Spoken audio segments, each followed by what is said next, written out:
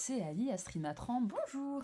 Aujourd'hui, je souhaitais vous partager 2 séances en communication animale intuitive sur un sujet bien passionnant et assez différent de tout ce que l'on peut avoir de d'habitude, à savoir sur des rats. J'ai donc une propriétaire qui m'a contactée face à une situation assez difficile d'une rate qui s'appelait Lola, qui a donc un comportement agressif, donc de morsure systématique vis-à-vis de l'humain, et qui a aussi euh, un autre comportement inadapté qui est celui de se jeter systématiquement avec puissance et de façon très nombreuse durant la nuit sur une de ses copines qui s'appelle Dembo.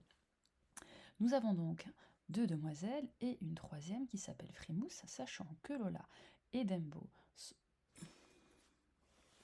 ne sont pas sœurs et que Frémousse et Lola sont sœurs et viennent d'arriver nouvellement donc dans cette petite famille pour intégrer donc la maison de Dembo depuis peu. Donc la situation était donc très compliquée, il a fallu aller retrouver au niveau du passé tout ce qui avait bien pu se passer chez cette demoiselle.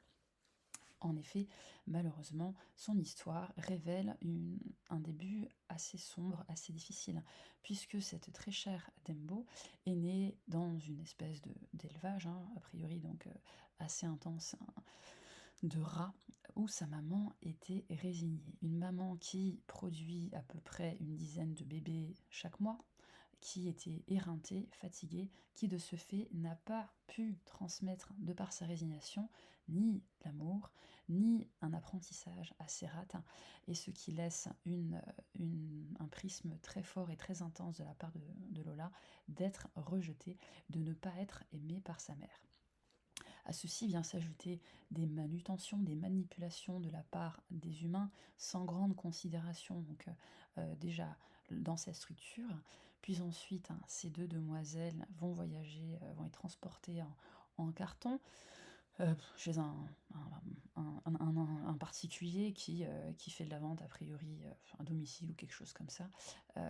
Eh bien, il arrive de temps à autre que certains professionnels ne le soient pas et effectuent ça d'une manière pas tout à fait illicite, entre guillemets. Certains rats, malheureusement, termineront dans la bouche de serpents qui appartiennent à des propriétaires de particuliers. Alors, une fois donc qu'elles sont arrivées à bon port, eh bien, c'est un binôme d'humains qui vient les chercher, pour ne pas rentrer davantage dans les détails, qui va leur réserver en effet une expérience, malheureusement, qui sera considérée comme étant celle d'une proie. Pourquoi? Donc ce sont des animaux qui vont se retrouver donc dans une cage, toutes les deux, ces sœurs, à même le sol, dans un environnement relativement bruyant, où eh bien, des chiens, des chats passeront beaucoup de temps à venir renifler cette cage, à se promener à proximité, plongeant ces animaux dans un état de torpeur et d'instinct de proie intense.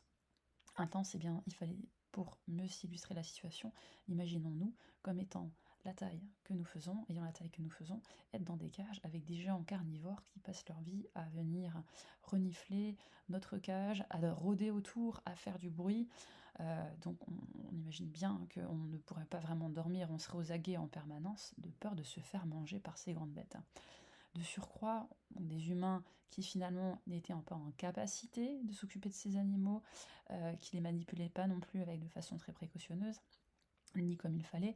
Donc on a déjà deux animaux qui ont une expérience de vie avec les humains pas très agréable, mais celle-ci vient davantage renforcer celle-là avec toujours ce prisme de l'écho du rejet de la maman qui est là. Donc ce qui va pas vraiment arranger les choses. Du coup, cette petite Lola, finalement, assez tôt, va commencer à trouver cette solution qui est celle de mordre systématiquement ces humains auxquels elle n'a aucune confiance, elle considère qu'ils ne l'aiment pas, qu'ils ne l'ont jamais aimée, et elle ne les aime pas non plus. Ce qui explique la cause racinale de ce type de comportement-là. Donc on part sur quelque chose d'assez compliqué. Donc il a fallu en effet aller décomposer toutes les peurs qu'il y a, car elles sont nombreuses, aller les amoindrir et aller travailler en énergie et bien sûr faire des éclairages. L'idée bien entendu est de lui expliquer qu'elle était maintenant désormais dans une famille aimante qui savait s'y prendre et qui faisait tout le nécessaire Mais ce n'est pas avec, par le biais de projections inversées notamment, en mordant ses propriétaires, elle allait se comporter exactement de la même manière que ces humains qui lui réservaient pas une bonne manipulation. Donc de peur d'être rejetée, elle finissait par elle-même les rejeter. Ce qui n'allait pas forcément arranger les choses, donc pour lui permettre de voir les choses sous un angle différent. En effet, les peurs étaient très nombreuses, hein, donc notamment les peurs d'être rejeté, les peurs de ne pas être aimé, les peurs d'être mangé, de ne pas être en sécurité, d'être abandonné, d'être séparé, etc., etc., etc. Eh bien, celles-ci étaient vraiment très, très nombreuses. Alors, il a fallu donc travailler donc, notamment en EFT, donc par cette méthode donc, d'énergétique, on travaille sur les méridiens pour aller amoindrir ce réflexe corporel via tout l'aspect émotionnel. Eh bien, au bout d'une séance, les résultats ont été là, car la propriétaire a dit que donc jusqu'à présent, il était dans l'incapacité de pouvoir manipuler justement Lola, euh, même de la toucher, hein, donc il fallait mettre en place un système de tunnel pour la faire sortir tous les jours, donc pour qu'elle puisse aller dans le parc et aller justement faire son activité d'exploration, etc., etc. Et là, il est possible rapidement de pouvoir la toucher, de la manipuler avec la plus grande délicatesse, hein, puisqu'on est comme sur des animaux qui ont été maltraités entre guillemets, qui ont eu donc pas eu de bonne traitance en tout cas, et qui sont quand même qui ont un certain traumatisme par rapport à ça. Et une détente musculaire. Jusqu'à présent, celle-ci était très contractée, puisqu'on a vraiment l'aspect de proie, hein, donc on est contracté de tout son corps avec une tension, une hypervigilance, et donc un animal qui arrive désormais à dormir la nuit, chose qui était a priori compliquée. Néanmoins, une deuxième séance était nécessaire, car ce vilain réflexe de se jeter sur sa copine, Dembo, était encore là. Alors, eh bien, la deuxième séance, comment s'est-elle déroulée? Alors c'était très intéressant puisque finalement celle-ci permet de mettre en exergue les différentes interactions et la composition hiérarchique ainsi que finalement la façon dont elle est interprétée par ces animaux. Puisque comme nous, ce sont des êtres singuliers et parfois ils ont aussi des croyances et des interprétations qui peuvent trouver source par de nombreuses raisons, notamment. Alors, parmi un des éléments qui sont très intéressants, qui sont ressortis, c'est que notre très chère Lola, eh bien, a toujours vécu avec sa sœur. Voilà. Il n'y a donc jamais eu d'autres membres de la portée, si je puis dire, enfin, de frères et sœurs, eh bien, qui ont composé leur groupe social. Et nous sommes sur un animal qui, malheureusement, n'a eu quasiment aucun apprentissage de la part de sa mère, donc pas de transmission de code, car cette dernière était fatiguée et résignée et ne leur a donc transmis aucune information. Donc finalement, on se retrouve avec un animal qui ne sait pas comment faire, qui n'a pas les codes, et qui d'autant plus, eh bien, il donc s'est attribué la place de chef, de leaduse, hein, avec beaucoup de peurs qui sont derrière, puisque eh bien, si je perds ma place de chef, pourquoi c'est si important que ça pour moi? Ben, je serai encore plus rejetée, j'aurai certainement, voilà, pas avoir accès donc aux ressources, hein, etc., etc. En plus, cette demoiselle, elle est plus jeune, donc ça veut dire que elle a une capacité à vouloir prendre ma place, elle peut éventuellement prendre ma place, contrairement à ma sœur. Et puis, il faut tout simplement prendre un petit peu de recul et se dire, c'est comme si vous avez vécu en captivité avec un membre de votre famille pendant des années, et que subitement, vous n'avez pas les codes humains, vous ne savez pas comment ça fonctionne, eh bien, un être très doux arrive dans votre équilibre qui était là d'une manière ou d'une autre jusqu'à présent, qui n'affirme aucunement son mécontentement sur le fait qu'on vienne se jeter dessus, que voilà, ce comportement harceleur, si je peux dire entre guillemets, qui finalement, le fait de ne pas elle est très douce, hein, donc elle ne va pas aller à l'encontre ni exprimer ce fait que le non, tout simplement, et ce qui, quelque part, va constituer un certain renforcement positif de ce mauvais comportement, puisque, étant donné qu'on est sur du réflexe corporel, un réflexe exutoire face au stress, on va se jeter systématiquement sur sa coloc, entre guillemets, et ça va pas aider en fait dans ce sens-là.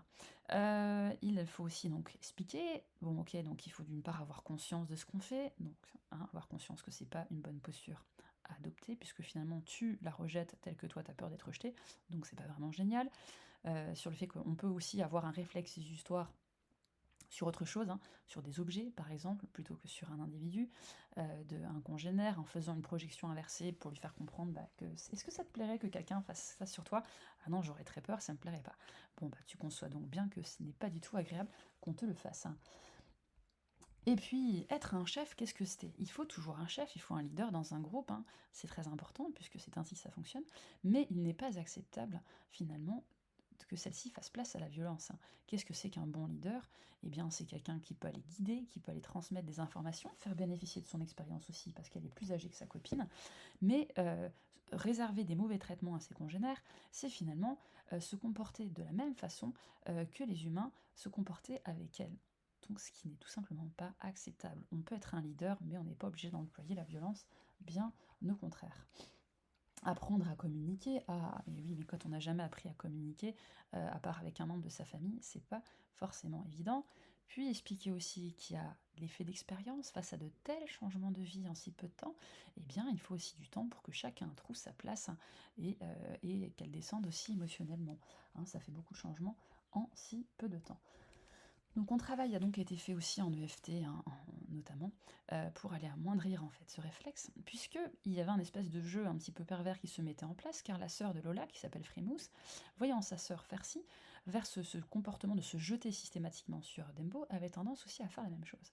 Donc là, c'est un espèce de cercle vertueux qui vient se mettre en place, avec un réflexe de se jeter sur cette copine moins fréquent, et par effet miroir, eh bien sa sœur Frimousse, eh bien, réduisait aussi celle-ci.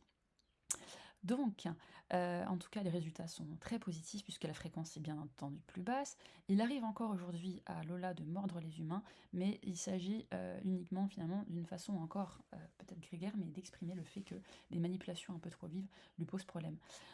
Tout l'intérêt de ce travail, c'est aussi de faire prendre conscience et d'informer le propriétaire de tout le vécu et qu'on ne peut pas, qu'on doit finalement, dans leur quotidien en termes de gestion, en termes de manipulation, avoir une attitude et une posture adaptée, sachant que oui, même si les émotions sont amoindries ainsi que ces réflexes, voire disparus, ce mauvais réflexe, eh bien voilà, les souvenirs sont là et elles resteront des demoiselles qui ont été traumatisées par une expérience passée, et il faut donc intégrer dans son quotidien des façons de faire différentes pour pouvoir retrouver une harmonie au sein de la famille et entre elles. Eh bien, j'espère que cette histoire vous aura intéressé. En tout cas, pour ma part, ce fut passionnant. Et je vous souhaite une très belle semaine.